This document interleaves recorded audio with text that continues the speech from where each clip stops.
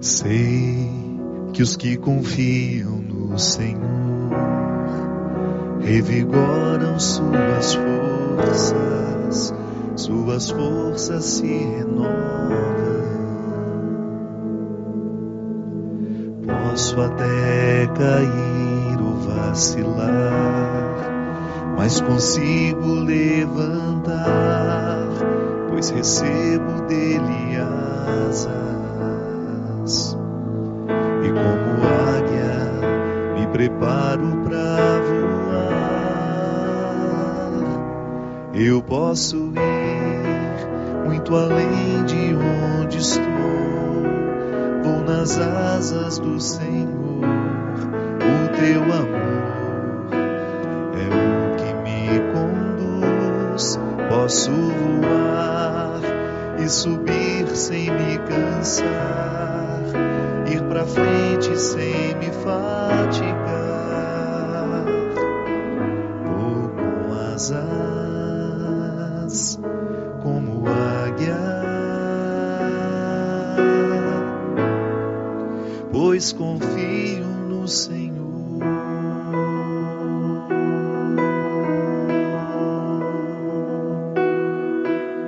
Sei que os que confiam no Senhor revigoram suas forças se renovam.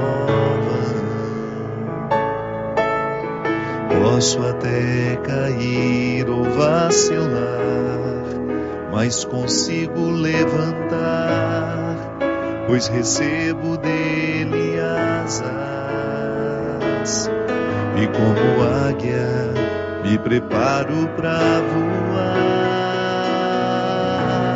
Eu posso ir muito além de onde estou. Vou nas asas do Senhor. O teu amor é o que me conduz. Posso voar e subir sem me cansar, ir pra frente sem me fatigar. Vou com asas como águia. Posso voar e subir sem me cansar, ir pra frente sem me fatigar. Vou com asas como águia, pois confio no Senhor.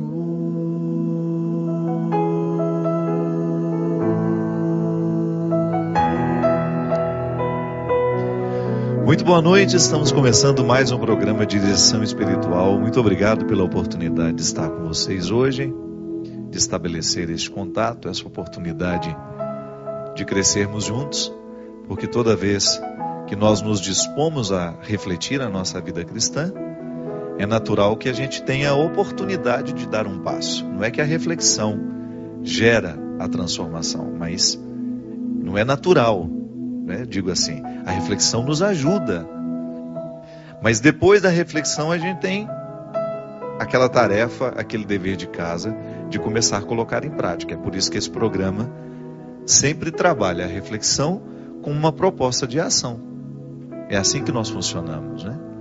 O nosso sistema mental toma consciência das coisas, mas tomar consciência de um fato, de uma atitude, de um jeito de ser, não é o suficiente para a gente transformar uma ação. E é por isso que a conversão engloba a mudança da mentalidade, quando nós temos a oportunidade de pensar o nosso jeito de ser à luz do Evangelho, porque quem é cristão tem de pensar o seu jeito de ser à luz do Evangelho. Se você é praticante de uma outra religião que não é cristã, você vai refletir o seu comportamento à luz daquela teoria que lhe inspira, daquela filosofia de vida que lhe inspira, ou daquela revelação religiosa em que você crê. Mas o primeiro passo de uma transformação é o processo reflexivo. É a oportunidade que a gente tem de lançar luzes sobre as nossas atitudes. É por isso que é tão interessante que dentro do contexto das religiões exista espaço para a reflexão. Não podemos só rezar, Nós precisamos pedir a Deus a iluminação para que a gente tenha condições de compreender como é que o nosso jeito de ser ainda pode ser modificado. Para melhor, é claro. E depois dessa reflexão, a gente parte para a ação. E o programa Direção Espiritual quer ser sempre essa instância reflexiva que nos ajuda a tomar decisões depois. É sempre muito bom, toda vez que eu tenho a oportunidade de encontrar alguém pelo Brasil afora, por onde vou, que me diz: padre, mudei a minha vida a partir do programa Direção Espiritual. Isso é fantástico, a gente saber que Deus utilizou-se desse recurso que somos, de toda essa estrutura que nós montamos para o programa acontecer. Na própria Canção Nova nos dar esse espaço para estar aqui. É interessante, né, como nós evangelizamos com tantas outras participações, pessoas que vocês não estão vendo nessa hora, mas que estão aqui trabalhando com a gente, cuidando do som, das imagens, da retransmissão. O Christian, que já está comigo, quantos anos juntos já, Christian? 7 anos já, quase. Ou 8, né? Que já vai para 8 anos. Acho que 8 anos a gente faz agora. Pensar que todos nós estamos envolvidos dentro de uma corrente onde o nosso principal objetivo é refletir e, a partir dessa reflexão, ter a nossa vida transformada. Eu gosto muito dessa música que nós cantamos. Ela traz todo o contexto da reflexão de São Paulo a respeito de uma vocação natural do cristão, que é buscar as coisas do alto. Todo aquele que foi mergulhado no mistério do Cristo está naturalmente convocado. Por que é natural? Porque é um desdobramento que não se pode ser negado. Por isso é natural na vida do cristão que ele busque as coisas do alto. Se ele busca ou não já é uma questão de escolha. Mas faz parte da nossa vocação. Não deveria ser um acréscimo à nossa vocação cristã. Não, a partir do momento que a gente assume o compromisso de ser cristão, um dia alguém assumiu por nós através do batismo, mas depois, quando eu me tornei consciente, eu fui escolhendo ser cristão. A partir dessa escolha, eu preciso querer o que é do alto. É uma vocação natural que eu coloco em desenvolvimento, né? Vou educando o meu desejo, a minha vontade. Então o meu processo de conversão vai passando por aí, em perceber quais são as minhas escolhas que ainda me tornam mesquinho. Eu identificar no contexto da minha vida as realidades que não me permitem essa transcendência. Transcender, minha gente, é a gente ultrapassar o limite do que é material. É tão necessário isso nos nossos dias. Nós estamos tão materiais, né? O materialismo que prevalece no mundo. As pessoas são tão ligadas aos bens materiais. Mas é preciso que a gente tenha, porque somos cristãos, a coragem de ultrapassar os limites da matéria. Isso nos ajuda muito a viver a relação com a matéria. Porque, digamos que você tenha construído uma casa muito bonita. Deus lhe deu a oportunidade você aproveitou as oportunidades que Deus lhe deu, você trabalhou, você estudou, você ficou bem de vida, você teve a oportunidade de dar conforto à sua família, você construiu uma bonita casa. Tudo bem. Tudo isso que você construiu materialmente vai ter de ter um significado espiritual. E isso o dinheiro não compra, não. Essa vida íntima, essa que acontece aqui dentro do nosso coração, é que faz com que a gente tenha condições de valorizar a matéria do jeito certo, para que ela não nos escravize, para que você tenha o dom de possuir, mas sem ser possuído por aquilo que você possui. Você tem a oportunidade de usufruir do bem material, mas de uma maneira muito livre. Isso é transcendência. É quando você olha para todo esse... Por exemplo, essa casa é uma casa bonita, uma casa de uma amiga nossa, e que, ao meu ver, é uma pessoa que vive um desprendimento muito grande de tudo que materialmente ela tem. Porque Deus faz parte do coração dela. É uma pessoa que não se prende ao que é material. Então essas paredes são bonitas, mas aqui vive gente que se ama. Aqui as pessoas que frequentam essa casa, o clima que prevalece aqui é sempre de fraternidade, de amor, de solidariedade. Então a matéria tem sentido. A casa fica ainda mais bonita do que é. Porque a gente coloca nela um elemento a mais. Não é só a beleza das paredes, mas o acolhimento que aqui se faz, um acolhimento cristão, uma vida cristã que aqui se vivencia.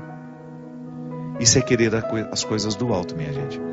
Às vezes a gente acha tão difícil compreender o significado das coisas, das questões religiosas, por exemplo. O que São Paulo quis dizer com isso? Buscar as coisas do alto é ultrapassar o limite da matéria e adentrar o coração das coisas. E aí a vida fica muito mais bonita.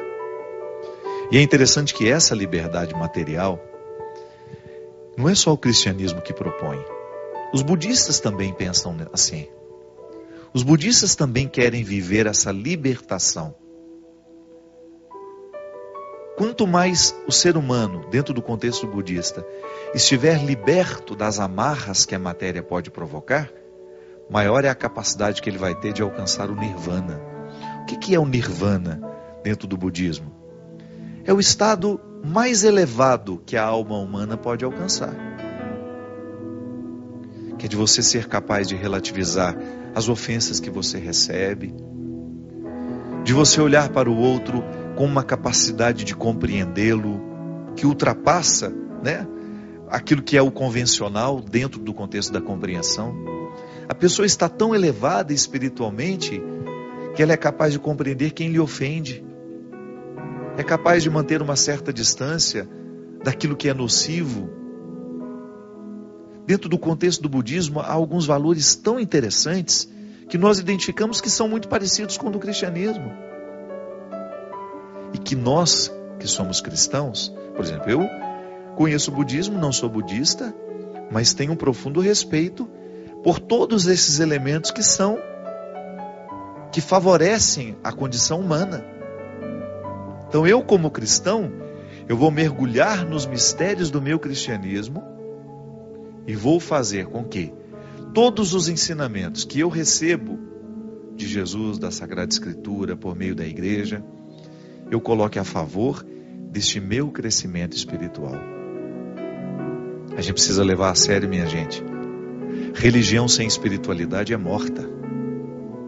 A espiritualidade é algo muito mais profundo que a religião. A espiritualidade é um jeito de ser. O rito é o contexto da teologia, é o contexto da autoridade que nos rege, é o contexto dos sacerdócio, dos sacramentos. A religião é uma estrutura que está presente no mundo, instituída pelo próprio Cristo, então por isso ela é sagrada, por isso ela é sempre santa. Mas no contexto da religião, do catolicismo de uma maneira muito específica, nós precisamos lá encontrar o coração de tudo isso, que é o caráter que é impresso em cada um de nós pela força dos sacramentos, pela presença do Espírito na história, dentro da igreja, nos santificando dia a dia. E é essa espiritualidade que nos sustenta. É a espiritualidade que faz o recheio das coisas, Da mesma maneira, quando você vai fazer um bolo, que você coloca lá a farinha, os ovos, o leite, o açúcar, aí depois você começa a incrementar esse bolo. Você vai colocar um recheio, você vai escolher uma cobertura. É assim. Então, a religião, ela dá o fundamental para tudo aquilo que a gente precisa. É o fundamento.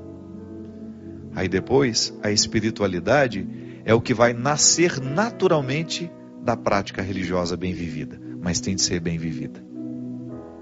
É quando você vai recrutando os elementos religiosos que sustentam o seu ser religioso e que nós chamamos de espiritualidade. Você já deve ter escutado muitas vezes: nossa, essa pessoa é tão espiritualizada. O que significa isso? Significa que aquela pessoa está cheia de alma. têm significados muito parecidos. Alma, espírito, são palavras que nós usamos dentro de um contexto, sobretudo dentro do senso comum, que a gente entende da mesma maneira. O meu espírito, a minha alma. Alma, dentro se você pega o significado da palavra, é aquilo que está recebendo um sopro, é aquilo que está inflado, a ânima. É aquilo que faz o ser vivo. É aquilo que vivifica. Isso é muito interessante. Porque às vezes nós podemos estar vivos, mas não estamos vivificados. Só estamos andando por aí. Mas nos falta a alma. Aquilo que recheia, sabe? Aquilo que faz o acabamento. A espiritualidade é o acabamento da religião. É o momento em que nós já estamos desfrutando de todos os benefícios dos ensinamentos religiosos que nós recebemos. E é por isso que a gente corre o risco de ficarmos religiosos, mas não espiritualizados. Que é quando a gente vai vivendo as obrigações da religião, mas a gente não permite que o rito nos transforme. Sabe? Não adianta ir à missa, ir ao culto, se não permitir que a missa, que o culto, transforme o seu coração. E que aquele rito, aquela palavra ouvida, aquele sermão que nos foi pronunciado pelo padre, pelo pastor, entre dentro do nosso coração e provoque frutos. Lembra que a gente falava no início? Não basta refletir, tem de ter fruto da reflexão. Porque são dois laços. Estão atadas essas duas realidades. O que eu reflito e o que eu faço com o que eu reflito. Então, a dimensão religiosa esbarra na espiritualidade. A minha prática religiosa precisa gerar em mim a minha espiritualidade. Aquilo que me vivifica, aquilo que me mantém em pé, aquilo que traz sentido ao meu cristianismo. Tão interessante, minha gente, quando você percebe os frutos da espiritualidade em você, aí você intensifica ainda mais a sua prática religiosa. Por que às vezes as pessoas param a prática religiosa? É porque não sentem os frutos da espiritualidade. Sabe? Não experimenta a espiritualidade. Não chega a conhecer a espiritualidade. Então vai repetindo o rito, repetindo. Aí você vai perdendo a vontade de ir. Você vai perdendo a vontade de praticar, de participar. Agora, se você identifica que o rito religioso provocou dentro de você, lhe semeou de espiritualidade, você voltou para casa mais inflado, não no sentido de ficar mais orgulhoso, mas com condições de ficar mais em pé. Sabe aqueles bonecos de beira de estrada que você vê nos postos de gasolina? Eles são todos inflados, né? Tem um sopro ali por baixo, né? Que fica lá. Para de soprar aí embaixo para você ver o que é que acontece. Fica uma coisa feia caída no chão. Às vezes a mesma coisa acontece com a gente. Nós ficamos aqueles bonecos feios de beira de estrada, ainda querendo convencer os outros que vale a pena ir na igreja que a gente vai, fazer o que a gente faz, participar da mesma religião que nós participamos. É o sopro que nos faz ficar em pé. É a espiritualidade que nos faz ficar em pé. Então eu vou lá, participo da igreja, participo do movimento pastoral, tenho a minha pertença religiosa, mas eu, naturalmente, porque faço bem aquilo lá, porque coloco sentido naquilo que estou fazendo, eu vou experimentando os benefícios da minha vida espiritual. Aí no momento que eu estou passando por uma dificuldade na vida, eu sinto os frutos da minha religião em mim. Por quê? É a espiritualidade que nos sustenta no momento da dificuldade. Quando você perde uma pessoa que você ama, quando você tem um rompimento afetivo, uma separação, uma traição, o que nos sustenta nessa hora? É a vida espiritual. É naquela hora que você vai tocar os benefícios de uma vida religiosa bem vivida. Por quê? Porque você aprendeu a buscar as coisas do alto. Você aprendeu a transcender. Isto é, ultrapassar o limite do que é material. Aí você começa a significar a vida de um jeito muito específico, muito especial, que diferencia um ser humano de todos os outros. Quem tem uma espiritualidade, sim, fica diferente de todos os outros seres humanos. E quanto mais a gente tiver pessoas transformadas e espiritualizadas, maior será a condição que nós vamos ter de transformar o mundo. As estruturas do mundo não serão transformadas por religiosos, serão transformadas por espiritualizados, que já é um segundo passo da experiência religiosa. Não basta ser religioso, não basta se dizer religioso, não basta se dizer praticante de religião tal, de religião essa, aquela. O que vai realmente nos sustentar nesse processo todo é o que, daquele processo religioso, nós experimentamos na nossa vida e que nós chamamos de espiritualidade. Aí sim, aí nós podemos ir além. Nós não vamos ficar presos e amarrados nos nossos limites. Nós vamos ter condições de conviver bem com os nossos vizinhos, com as pessoas que são diferentes de nós, porque a busca está sendo sincera.